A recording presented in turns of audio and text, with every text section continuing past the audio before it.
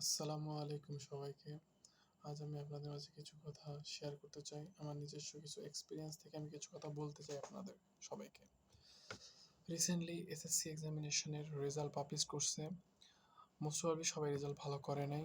আর সবাই রেজাল্ট ভালো করা পসিবলও না। কারণ সবাই সবার মতো, সবাই এক না। কারো পড়াশোনা ভালো লাগে, কারো আবার বিভিন্ন জিনিস সবার ভালো লাগে। কারো খেলাধুলা, বিভিন্ন জিনিস ভালো লাগতেই পারে। সেজন্য আমাদের ফ্যামিলি থেকে যারা রেজাল্ট খারাপ করছে তাদের ফ্যামিলি থেকে অনেক প্রেশার ক্রিয়েট করে।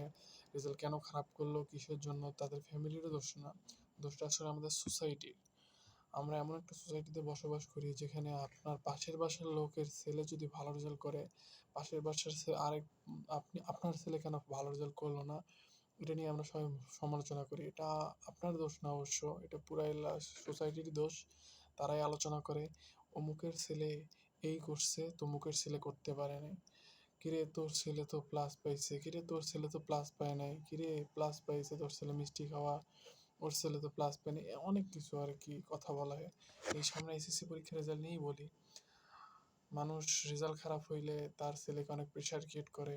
প্রেশার ক্রিয়েট করার কারণে সে এত প্রেশার নিতে পারে না। অনেকেই সুইসাইড করে, অনেকেই আবার এটা সহায় নেয়, মানে নিয়ে নেয় যে হ্যাঁ ঠিক আছে। আর যে নিতে পারে না সে সাধারণতই সুইসাইড করে অথবা ভুল কোনো পথে চলে যায়, নেশার পথে চলে যায়। এটা আপনাদের দোষ। সে কোনো ছেলে পেলে একাই নেশায় যায় না।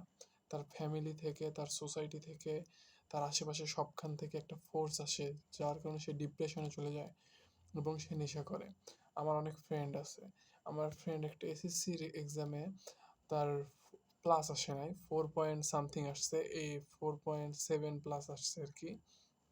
এই জন্য সে আর কি, সে আমার জানা মতো অনেক ভদ্র একটা ছেলে ছিল, নেশা টেশা কিছুই করতো না। বাট এসএসসি রেজাল্ট খারাপ আসার কারণে সে স্মোকিং শুরু করে। অ্যান্ড স্মোকিং থেকেই সে থামে নাই, নাও সে ড্রিঙ্ক করে। ড্রিঙ্ক করে কিসের জন্য? স্মোকিং যখন সে করা শুরু করছে সে একটা খারাপ সঙ্গ পাইছে। দ্যাটস ওয়াই সে আর কি স্মোকিংটা আর কি স্টেপ ধরছে। দেন সে ড্রিঙ্কে চলে গেছে, ড্রিঙ্কের পর্যায়ে। এখন এটা দোষ কার? এটা দোষ হচ্ছে আমাদের সোসাইটির। সে কেন ড্রিঙ্ক করলো? কারণ সে ডিপ্রেশনে, যে তার ফ্রেন্ডরা প্লাস পাইছে সে কেন পাইলো না? এটা কি সে ভাবছে? না, তার ফ্যামিলি, তার সোসাইটি তাকে ভাবাইছে যে ও প্লাস পেলে তোমাকেও পাইতে হবে, ও কিছু করলে তোমাকে করতেই হবে। এমনটা না যে তুমি অন্য অপশন তোমার কাছে আছে, তোমার কাছে একটাই অপশন আছে, তোমাকে পড়তে হবে। কোনো অপশন দিবে না তোমাকে, একটাই অপশন দিয়ে পড়তে হবে। তুমি চাইলে বিজনেস করতে পারো, কিন্তু তোমার সোসাইটি তোমাকে সেটা অ্যাপ্রিসিয়েট করবে না। তোমাকে পড়াশোনা করতে হবে, তোমাকে ওই দিকে অ্যাপ্রিসিয়েট করবে, বলবে পড়াশোনা করলেই জীবনে সাকসেস হইতে পারবা, না হলে জীবনে কিছু করতে পারবা না, তোমার দ্বারা পসিবল না। তুমি একমাত্র পড়াশোনা দিয়েই সাকসেস করো, তাছাড়া অন্য কিচ্ছু করিও না। তোমাকে বলবে তুমি সারাদিন পড়ো, সারাদিন পড়ো, সারাদিন পড়ো। একটা মানুষ সারাদিন কখনো পড়তে পারে না। তার লাইফে খেলাধুলা করতে হয়, সব কিছুই দরকার। একটা ফিজিক্যালিভাবে তাকেও কর্ম থাকতে হবে, সেজন্য তার সব কিছুই করা দরকার আমার মতে আর কি। এখন সোসাইটি চেঞ্জ করতে হলে আমাদেরকে চেঞ্জ করতে হবে। পাশের বাসার কথা কখনোই বোঝা যাবে না। পাশের বাসার ছেলে করতেই পারে, পাশের বাসার ছেলে ম্যাজিস্ট্রেট হইতেই পারে, আমার ছেলে ম্যাজিস্ট্রেট নাও হইতে পারে। এমন তো না যে পাশের বাসার ছেলে ম্যাজিস্ট্রেট হয়েছে মানে সে অনেস্ট, সে ভালো। দেখেন আপনার ছেলে হয়তো বা তার থেকে ভালো। এমন তো না যে সে ম্যাজিস্ট্রেট হয়ে অনেক ভালো হয়েছে, আপনার ছেলে অনেক খারাপ। এমন তো হইতে পারে যে আপনার ছেলে ফিউচারে অন্য অনেক ভালো হইতে পারে। এমন তো হইতে পারে আপনার ছেলে হাফেজ, আপনার ছেলে সবাইকে সম্মান করে, কিন্তু সে ম্যাজিস্ট্রেট হওয়া সত্ত্বেও সে সবাইকে সম্মান করে না।